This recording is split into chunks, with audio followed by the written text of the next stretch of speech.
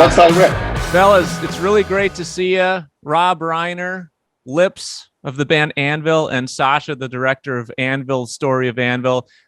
It's my favorite movie of all time, dudes. And you two guys are two of my musical heroes, man. Anytime I need to get pumped up or, you know, I need a motivational boost to get back on the road, I watch fucking Anvil, Story of Anvil. It's one of the only films that brings a tear to my eye every time I see it, along with That Thing You Do starring Tom Hanks. So you're in good company. Okay. Great, thank you, Brett. What an intro. How can we hate you now? I mean, you know, we could. Thank you. No, that's very kind. You guys look great, man. I mean, you look virtually the same as in the doc. You've aged very gracefully, and you look cool. You know what I mean?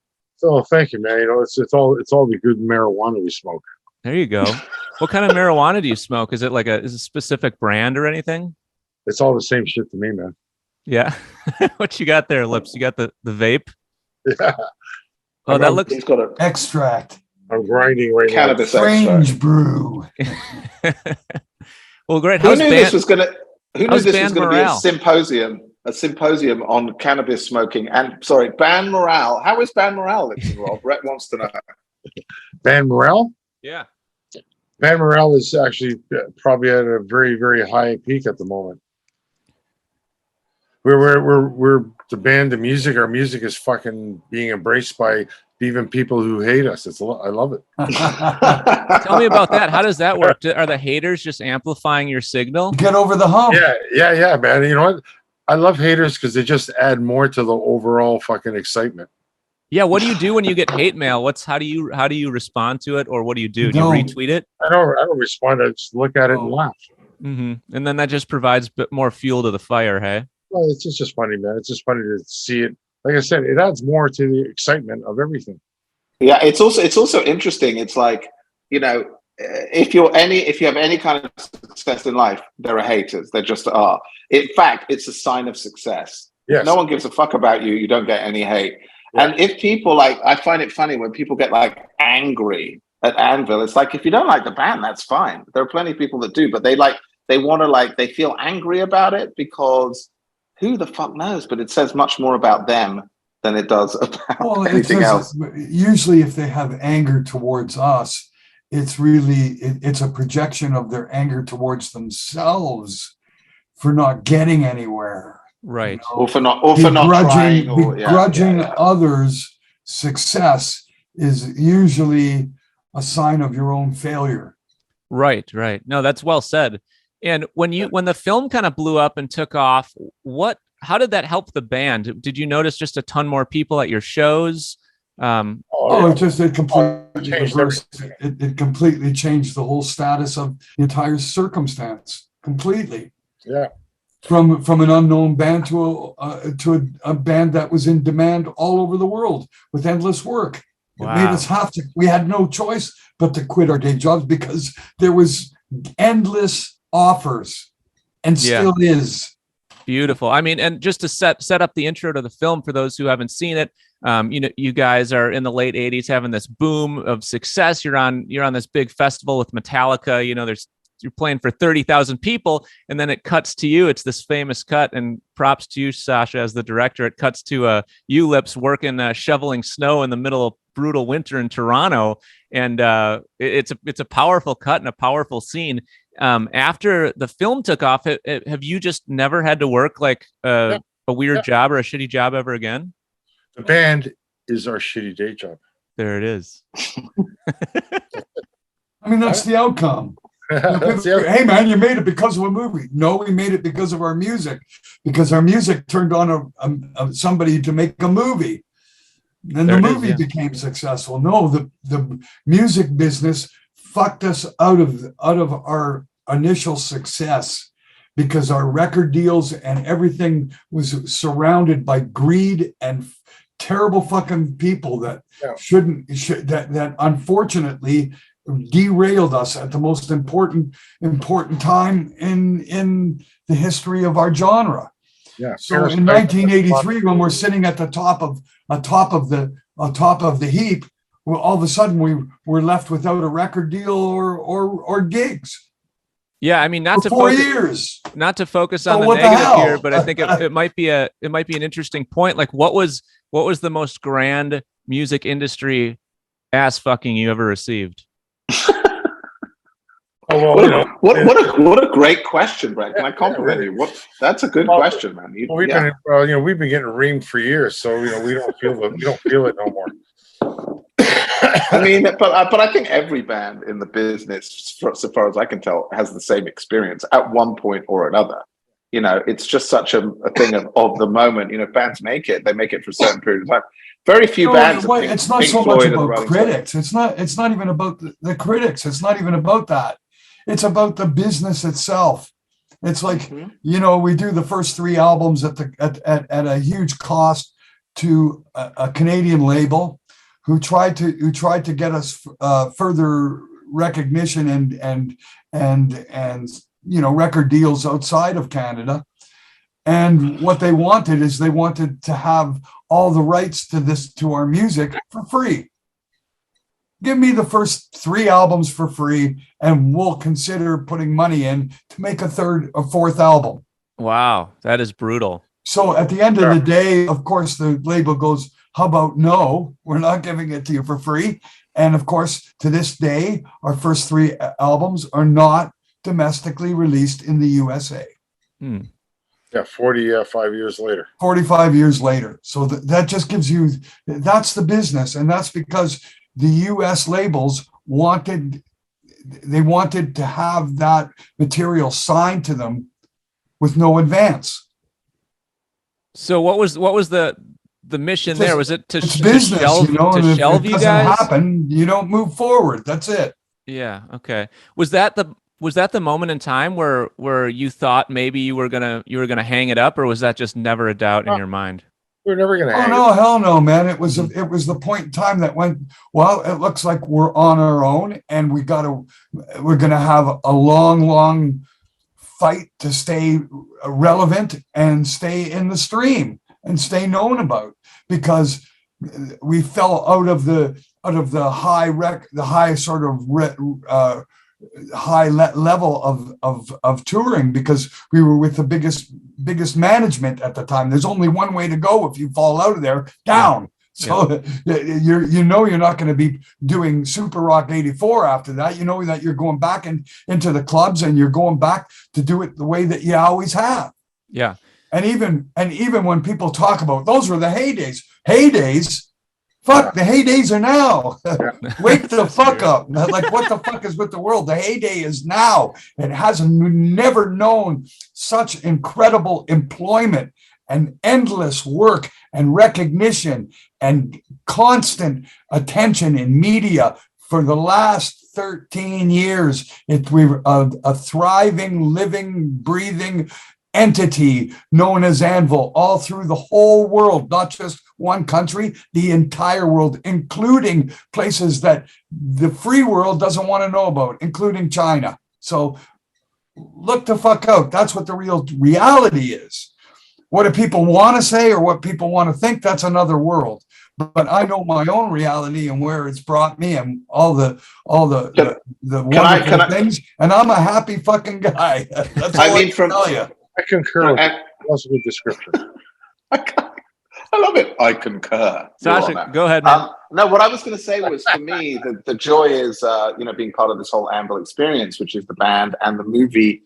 And I just wanted to say what was really encouraging and pretty exciting was we screened the movie last Tuesday night in New York at the Angelica. It was sold out. Peter Dinklage hosted the event for us. It was incredible. We got a standing ovation. I asked the audience how many people had never seen the movie before, and 2/3 of the hands went up. Wow. And the best part, they were all kids, 18 to 25. Nice. So the most amazing thing is that we have a new audience that seems to be coming towards the movie. We're doing this event in LA in 2 days' time, September 22nd. I don't know when your podcast goes out, but all these young kids like on TikTok and all these people are coming to see the event. So from the New York screening, there were 3 kids who were at NYU that they don't have a lot of money, but they went to see the movie and they were so blown away. They've got $80 together each, and they've taken a Spirit Airlines flight from New York to LA because they want to see the band live. Wow. On Thursday night. These are 20, 21, 22-year-old kids.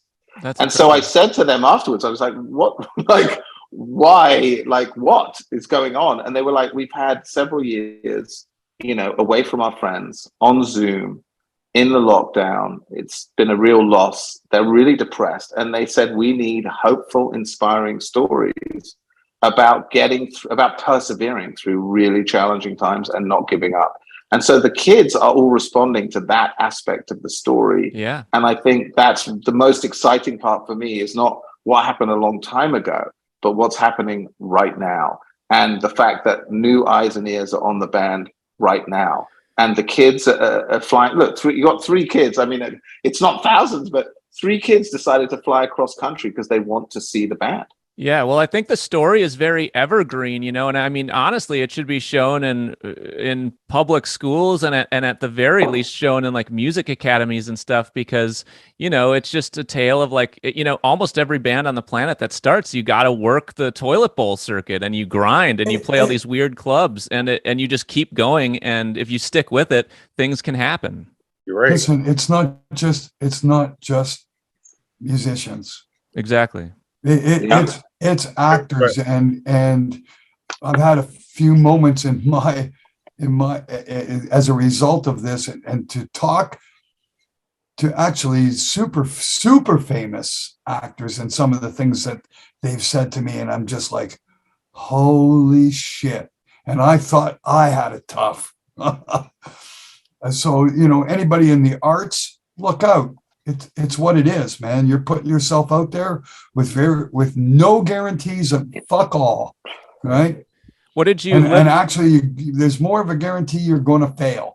So fundamentally, you got to get yourself set up so put knee pads on and shit. You know what I mean? Hell yeah. Well, Lips, I'll ask you this and then I'll bounce over the same question to Rob. What did you have to sacrifice to, you know, be in this band for, I mean, how long have you guys been a band? 45 years? This band, 45 years. And so what did you have to sacrifice along the way, personal life wise? Well, I mean, if I wanted to, I could have become some kind of person who looks after, like a property manager for my younger brothers, all his multitude of properties that he looks after. So yeah, I could have done that and made myself a shit whack of money. So what? Then where would I be? I'd be miserable fuck. What the hell? You got to do what you love, man. That's, as you call it, sacrifice. I don't call it sacrifice. It's paying your dues, man. Doing what you need to do to get what you want.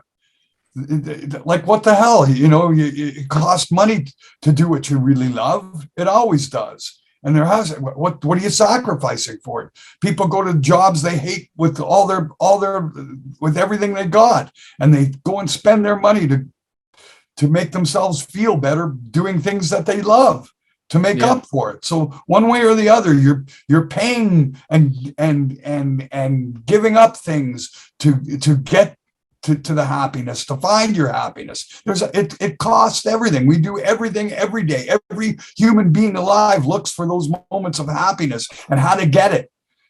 They call it success, and it's actually a mirage. You can have all the success that you can fucking shake a fucking stick at, but it still won't change the state of mind of what happiness is. So you got to find your happiness. That's the wealth of life. Ultimately, that's what it's really about. So for me, my music gives me that happiness. So I'll chase it till the end of the rainbow. I don't fucking care. It doesn't matter what that cost, because it's everything, because that's all that's important, is finding the happiness and love that you're looking for in your life. What the fuck? What are we here for? I don't know. That's beautiful. I love that. Rob, I'll bounce that one over to you, man. Any major sacrifices in like balancing personal life? No, the only sacrifice I made was spending lots of time becoming a good drummer. That's it. I didn't waste any time. I've accomplished what I wanted as a musician. I've been doing what I've always wanted, and so I got nothing to bitch about. And money has always been something that just comes and goes and comes and goes, and that's what life is. So I sacrifice fuck all. Yeah, I don't look at it as sacrifice as much as what did I choose? It's about choice. You're not sacrificing anything. You're making choices to get an end result. You can, if you choose not to, you can't have regrets towards things. So that's what you're saying. Right now, how I feel about the band, I love where we're at because we are, by continuing on and building our fan base and our music's getting better, we're beating down all the fucking haters around us. We're beating them down. You know how fucking satisfying that is? I mean, you guys are so endearing in the film. I can't imagine that. It's just not a film to me that would like be a hater magnet. But I guess when you're reaching as many people as you are now, it's just inevitable. And I mean, like we said earlier, if you're not getting a little hate mail, you're not doing it right. So. Well, I'm not just talking about from your regular fucking no mind retard citizen. I'm talking about fucking critics. Sure. They're starting to fucking like us, and they've hated us. It's so pleasurable to watch it. Can I have a message for Lips? Lips, Scott Ian just texted me. He wants to give you a call, okay, about the jam. So I'm going to put you in touch. Okay. Oh, okay. Nice. And Matt Bellamy, the lead singer of Muse, currently the #1 album in America right now, the #1 album on Billboard. The lead singer and guitarist of Muse is coming on Thursday night. I just want to let you guys know. He's like fucking huge. I never heard of him. Oh, good. Okay, good. Just make sure to tell him that. He'll probably. I will. I have no problem. Okay, good. He'll probably be glad to hear it. Wow, somebody who doesn't know who the fuck I am. Great. What's the not gonna get any special treatment from me. I'll tell you that. What's the weirdest place music has taken you guys, geography wise? I guess probably the Great Wall of China. Did you play on the Great Wall of China? Oh, but we walked on it. Oh, okay. That could be something. Okay, we talking about playing? Is that what you're talking about playing? Yeah. Well, there, China. We played in China. Yeah, but even playing in China, come on, man. Yeah, we played in China. What? How do you get around there? What were the shows like? What were the venues like? How is it different than? There were small little halls. Yeah. Basically, it was great. It was like a surreal experience. We learned a lot about the culture, about the government, about politics, about propaganda. We learned a lot of stuff by going there. It was amazing. Beautiful. And what is there anything on the bucket list you guys want to check off as far as places you'd like to play and get to? Yeah, I'd love to take the band and play in Israel. Yeah, Israel. I would love to do that. Lip said a few years ago he wants to wail at the Wailing Wall. Yeah, so right. I would like to see that. Yeah, I would like to do it. Bringing Anvil to Israel would be a really big deal for me. Any reason in particular? No, it's just I think it's a place that this band needs to go. Beautiful. Yeah, it's beautiful how metal is such a universal language, and it's not a genre I'm like that well versed in, but I lived in Vietnam for 2 years. I had an indie rock band over there, and like the two genres of music they listened to over there when I was there 10 years ago was J-pop and metal. So I mean that's the beautiful part about metal. That well, can take you guess anywhere. what? We may be going to Vietnam in February. Oh yeah, yeah, nice. It's actually interesting. Yeah, I've lived there 2 years. It never ceases to amaze me the places that we end up going, and yeah, that's part of. We're going to Singapore, and probably the guy mentioned something about Vietnam, so it's just wow. Okay. Nice. And that Lips isn't. But I'm not surprised. There must be if he's talking about it, and now you're saying something. There must be metal people there, obviously, right? Yeah, it's in the air, man. And I know you did a lot of the band's booking. Do you still do some of the band's booking, or have you passed that on to?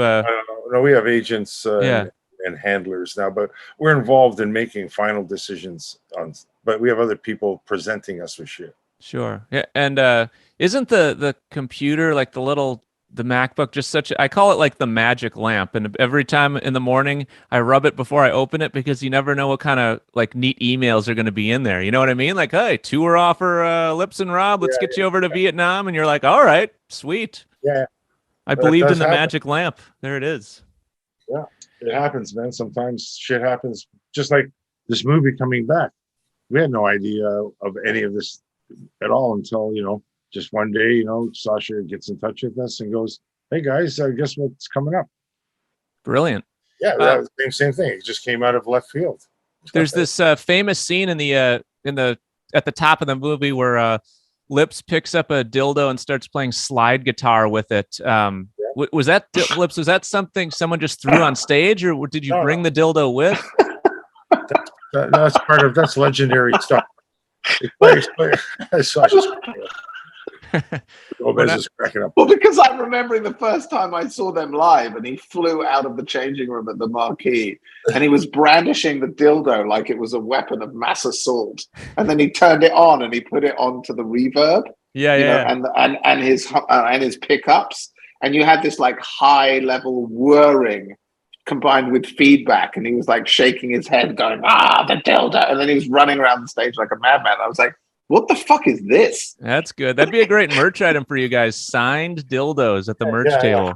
Yeah. The merchandising of that will eventually happen. That could be big. Yeah. Lots of things. We just need to execute the final plan.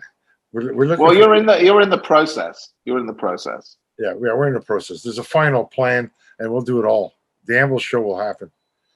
I was gonna say, Lips, I wasn't sure if you were sleeping there, but it looks like you were just leaning down to spark up a joint. That's pretty solid. I think that's exactly what I was doing. Happening. What I was doing was I was answering Scott Ian's text message. Oh, nice.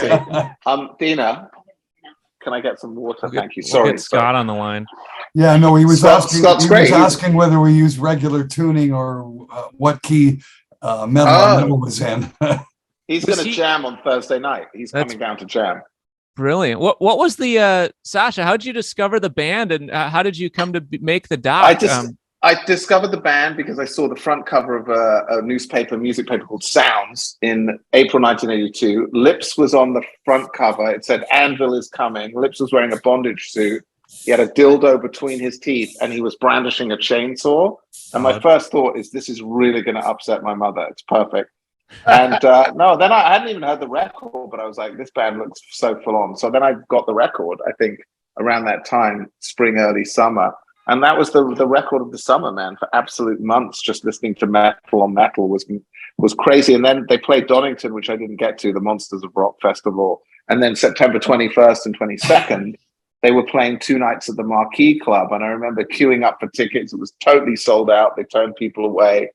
And I remember seeing the band, and they just fucking came on stage, man, and just exploded the fucking marquee. I mean, it was just insane. It was like standing next to a DC-9 at takeoff, and Lips was shaking his dildo, and you couldn't even see Robb's face because his hair was going everywhere.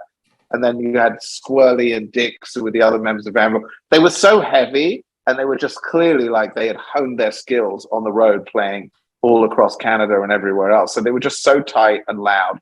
I mean, it was just intense, man. And it was very funny at times, you know, because Lips is such a lunatic.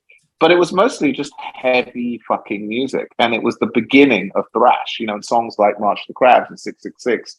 You know, I hadn't really never heard stuff like that before. Those tempos with the double bass drums and just the heaviness of those riffs.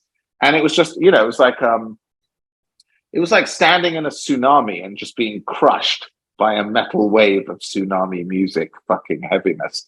It was insane. And Robb would go around his kit, and it was just like standing on a desert road and just like giant boulders tumbling down the hill and crushing you to death. Those were his rolls around the kit. So it was so heavy. And then I got myself into the changing room, and I went up to those guys, and I was so excited to meet them. I kind of slipped past the security guy who was arguing with the lead singer of Michael Schenker at the time. So I got in there, went up to them, and then I was just like so excited to meet them. And then they said they'd never been to London before. And I said, well, I'll take you around.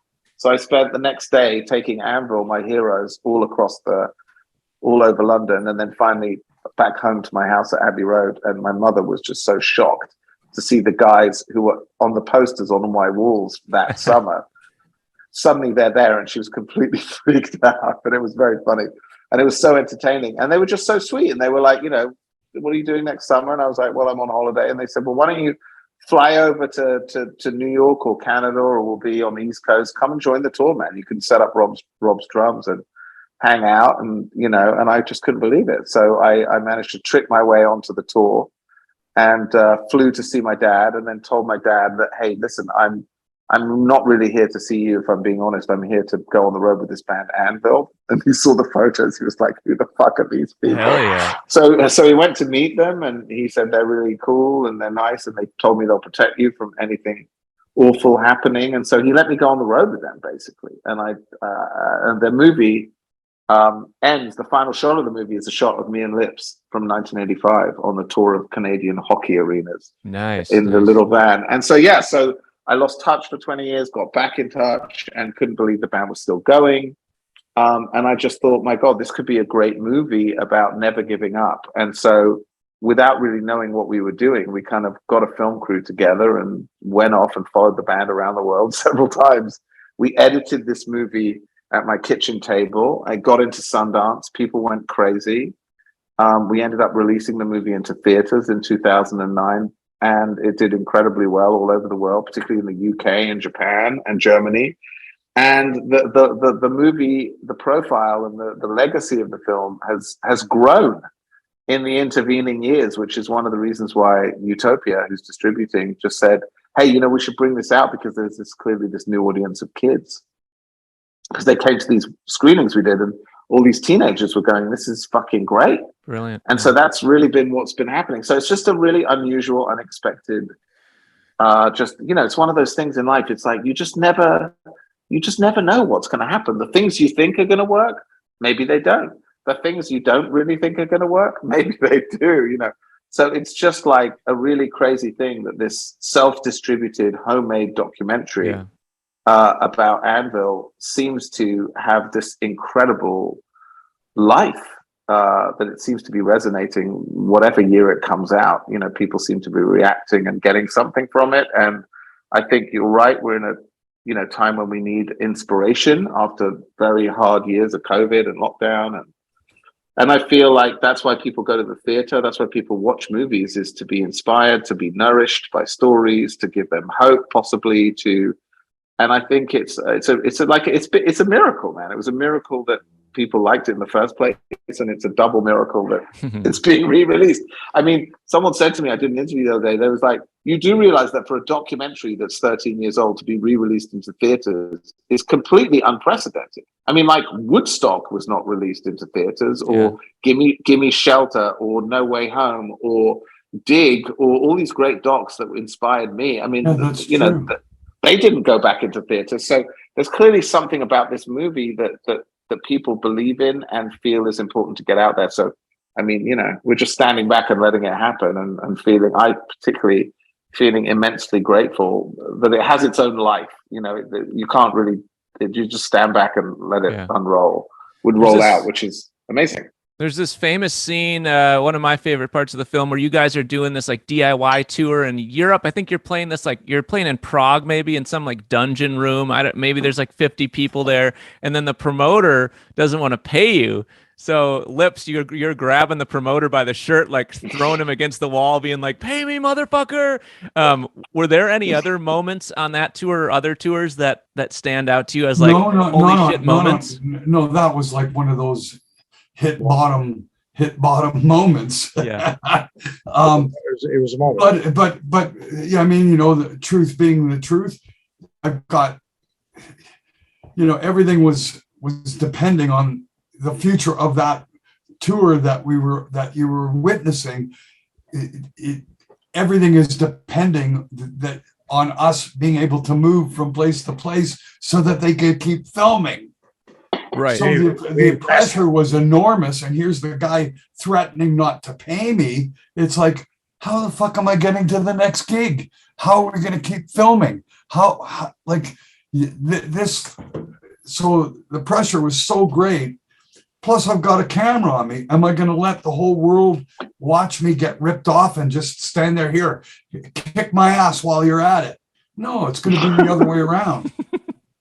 Definitely. I mean, I'm going to kick his ass. That's right. And that's what, at the moment, I became enraged, and the last thing I was concerned about was whether I was being filmed. What I was concerned about is how I'm moving forward from that moment. Luckily, of course, the guy because you could see there's obviously people. No, not everybody went away. That's not even a fact. The guy was just being a jackass bastard. Trying to get greedy on us. Anyway, he paid us. I got the money. Yeah, Robbo got paid. Instead of paying me, he paid Robbo. I went and got the money at the end. Do you guys have any good advice for like young bands just schlepping the road? Maybe morale's low. What do you send some younger chaps a message to them in the van? Well, tomorrow will be a better day. That's right. I don't know what you say, man. Like, what do you say? Fuck, if your because you had expectations, you shouldn't have done that. Rock and roll. The only reason you're disappointed, the only reason you want to walk away, the only reason that you're down is because you had expectations that you shouldn't have, that were probably not realistic enough. Go ahead, Rob. You got to be ready for a failure. You got to be ready to take a tumble. You got to be resilient. You have to be, or you got no future. That's it. Period. It comes with it. It comes with it. It comes with it, and it stays with it till you're big. Yeah. Listen, life is like a toilet seat. It's up and down. Love it. Wait, did you really just say That's that? wisdom. Did you just write that? Did you just come up with that? That was pure wisdom. I just remembered it. Because that seems to fit in with your shit painting. That's pretty solid. Yeah. Yeah, take that with you. I mean, use it. You're right though. It could be because every day on tour, you're like is a new life and you're entering a new world. So if you take it in the ass in Prague, then the next day in Budapest is going to be better. Or if you play Milwaukee on a Wednesday and it's tough, I mean, you got Chicago the next day. So anything can happen any given day. You got it. We just finished an American tour and we experienced stuff like that post-COVID. Yeah. I didn't end up beating up any promoters, but basically when they couldn't pay us, and there was a couple times, they ran away before it could get to them. Yeah. Right. And that's the fucking truth. Trying to run over a tour manager in the process. It was too bad we didn't have a camera. There's so much great shit that we could be filming, right? Sure. Yeah, rock and roll always brings a new, crazy, unknown adventure. Anything you thinking back, that is like a highlight of like shit. I wish we would have had a camera for that. Yeah. I about fucking 8 years worth of material. It's too long. We can't talk about it. Endless shit. Endless. Well, if something pops up, I mean, talking about popping up. I mean, I can give you one example from the film where we had a scene so sensational that when we screened it for an audience, they simply didn't believe it. At a certain point at the Monsters of Transylvania show, Robb was doing his drum solo, White Rhino, and Lips ran off stage, and we found him crouched behind a Marshall amplifier on his knees with his hands down the back of his jeans. And we thought maybe he'd had some kind of back spasm or coma. We didn't know. We were filming all of this, right? So Robb's doing his drum solo, and Lips is sitting on his knees, crouching, wailing in pain, right? But you can't hear because of the drum solo. And I went up to him and I said, Lips, what happened? And we're filming this. And he said, well, I sang so hard that my hemorrhoids popped out. Oh, so he was trying to... I thought he accidentally sat on the dildo or something. No, so his hemorrhoids popped out. He's trying to get them back in. And like when we put that in the movie, the audience was like, no, that's made up. That could never have happened. So we had to take shit out of the film rather than put it in. But that's a true story. I mean, that's a true story. God damn. Well, respect and perseverance. I mean, just on a basic level, getting sick on tour, there's nothing more soul crushing than that. And, I just remember Kobe Bryant, like having a brutal flu and throwing up in like game 6 of the playoffs and then just playing into the playoffs with a flu. And I mean, rock and roll is no different, Yeah, you got to do that. Yeah, that's right. You got to do that, man. It's true. Hey, I've played with kidney stone fucking attack. What's that like? It's fucking brutal. I'm fucking dying. I'm in fucking pain. I can barely even fucking breathe, but I'm playing drums. I'm puking my guts out from pain as I'm playing drums, but I'm still doing the show. Wait, so what happens? I mean, I've played while I was actually delirious. What happened? Burning up with fever. Oh yeah, man. You know what? Lips, can I just point out? I think you've been delirious for quite a few decades. Yeah, well, no, not like this where you're going. I don't even know what song I'm playing. You know, I'm completely lost. Like I'm getting gray outs, passing out. You know, like whatever. Yeah. So yeah. The show's got to go on, and if you're not in a fucking stretcher or in a hospital room, then you got to do what you got to do. You got to play. Have you guys had any stalkers? Any good stalker stories? Stalkers? Well, I guess none that we can talk about publicly. Yeah, legally, no good. What about just who's your weirdest fan who you love? How about that? Weirdest fan you love. Sacha's I'd like to propose myself. Yeah. Okay.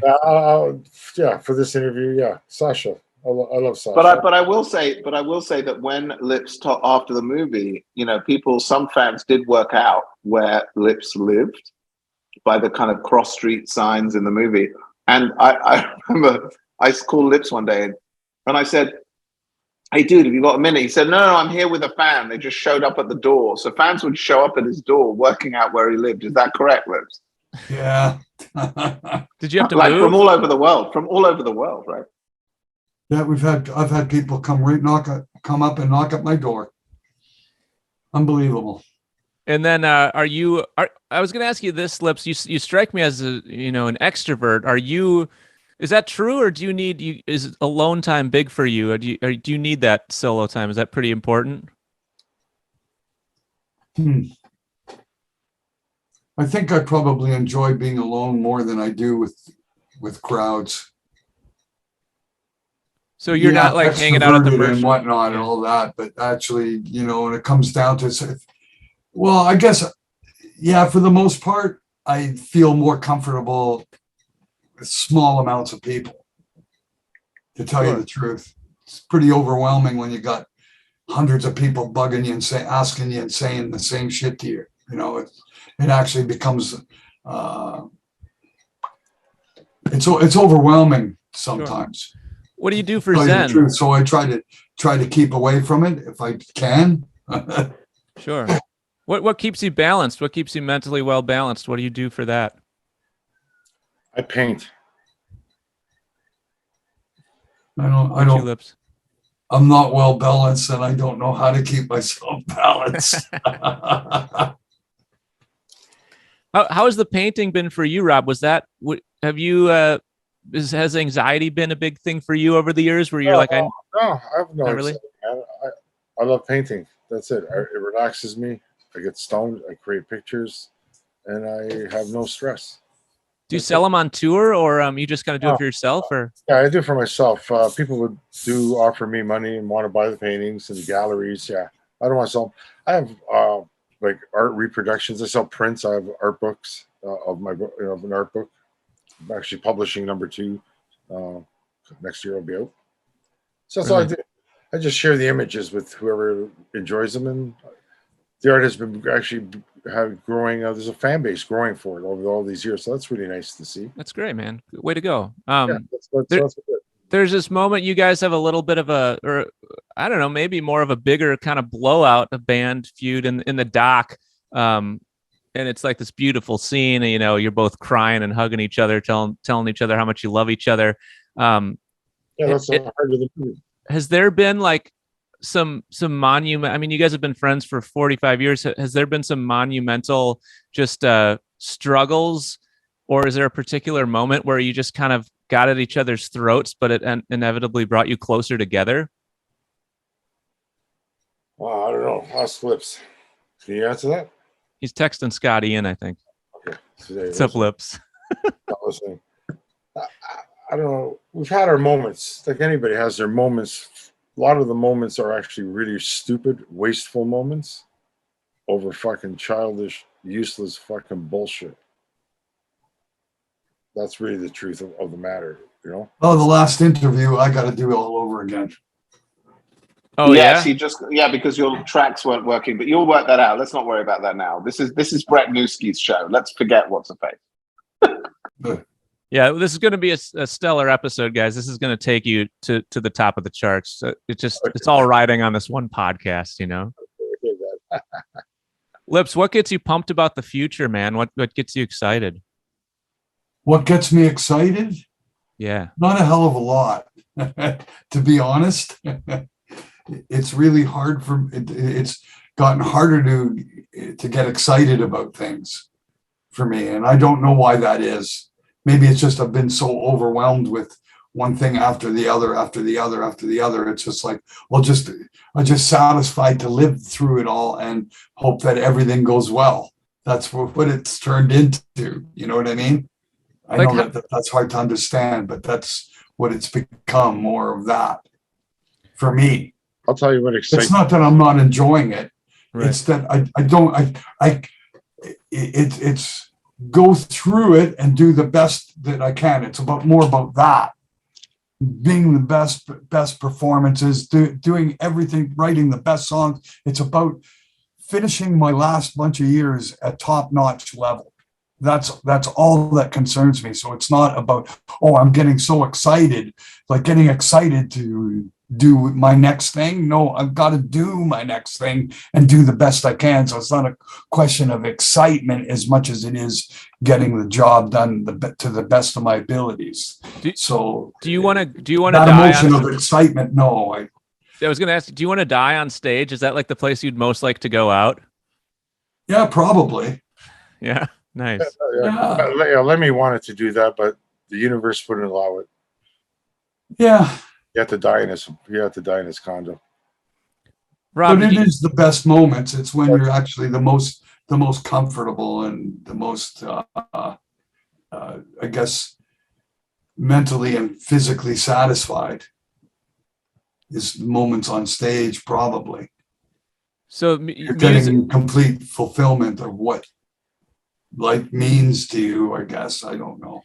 Yeah, I mean, that's beautiful, man. It's like those of us who are, lucky enough to find that obsession and then, chase that obsession or that passion. It's a lucky thing. And I feel lucky to have found music and painting and those types of things. Cause without it, I don't know what I would do with all my weirdness and my anxieties and stuff. That's, that's my medication, Yeah. That's right. Painting's great therapy. So is music. Hell yeah. You know what gets me excited, man? What you got? Waking up in the morning and I'm okay. Yeah. That's what gets me excited. So you still get pumped up every day. The sun comes up, you hear the birds, and you're just pumped to live another day on the planet. Yeah, you fucking know it, man. Fuck yeah, man. You could go to sleep and that's all you'll ever know. You got any good what do you want to do before you check out of the planet, Robb Reiner? What's on your bucket list outside of music? Just enjoy every day. Just keep living. Travel. I still got to see some places. And hold on to your health. Everything's about being healthy. And it's harder as you get older, obviously, right? You eventually fall apart. Well, respect, man. I mean, you guys are doing it, and you're doing it right, and you're still doing the miles, and that's motivation enough for me, and probably a lot of people all over the planet. So, I appreciate you guys coming on here. I love you both. I love you, Sacha. You're a great dude. I'd love to drink a pint of beer with you sometime in London. No worries, dude. It'll be you flying solo, but I'll just keep. Yeah, he doesn't. We don't drink. I stopped drinking ever since the Anvil tour. It was just too much. Okay, respect. Well, we'll drink some tea. I crashed a minibus into a castle in Transylvania, so I just thought it was time to quit. Anyway, Brett, listen, thank you, man. Listen, thank you for your support and love of the film and the band, and we appreciate it, man, that you're putting it out there to people. And people can go to anvilthefilm.com if they want. We're going 220 theaters nationwide, September 27th. More to come. There's a Blu-ray DVD. There's digital releases. There's many ways that you can enjoy and engage and experience Anvil. And so thank you for spreading the word and the message, because it's my favorite band. And I'm so happy that they're having yet another wave of international notoriety. It's my favorite movie. You got it, brother. I'm happy to spread the word as much as I humanly can as a human being walking around in a meat suit. I love you guys, and we'll talk to you soon. Enjoy the world.